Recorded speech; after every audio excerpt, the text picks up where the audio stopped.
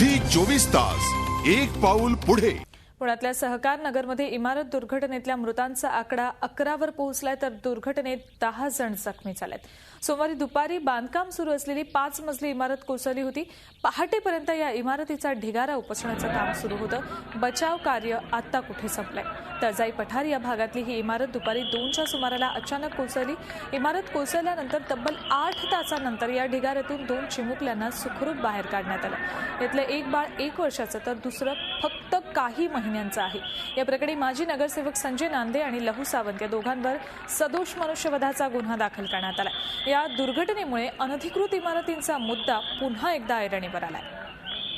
सहकारी शिवलालजी भोसले इथले कॉर्पोरेटर आहेत। गेले अनेक दिवस ह्याच्या बाबतीत त्यांनी पत्रही कॉर्पोरेशनला लिहिलेलं आहे आणि कॉर्पोरेशननीही नोटीस त्यांना 1 सप्टेंबरलाच पाठवली होती की हे पूर्णपणे इल्लीगल आहे, तर पूर्णपणे काम थांबवावं। त्याच्यामुळे हे सगळं पाठवलेलं असताना हे गोष्ट झालेली आणि गेले बरेच दिवस शिवलालजी स्वतः याचा विरोधात पाठपुरावा करत होते। आम्ही 1 तारखेला लहू सावंत ऑक्युपायर आणि संजय नांदे ऐकी माहितीवरती इल्लीगल बांधकामांची हे धनकवडी पठार सर्वे नंबर 7 असं आपण नोटीस काढलेली होती 478 BPNC ऍक्ट खालची, आणि ताबडतोब इल्लीगल बांधकाम थांबवावे नाहीतर तो पाडण्याची कारवाई करण्यात येईल असं 1 महिन्याची नोटीस आपण दिलेली होती।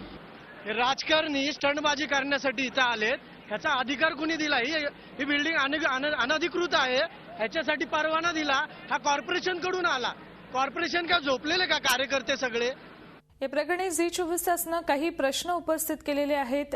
काय आहेत हे प्रश्न पाहूयात। या दुर्घटनेला जबाबदार कोण?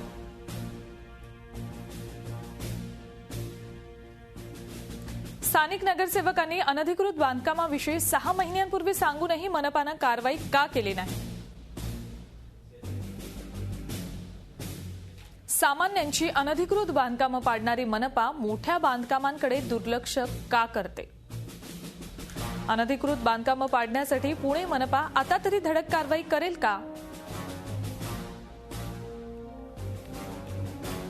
झी 24 तास एक पाऊल पुढे।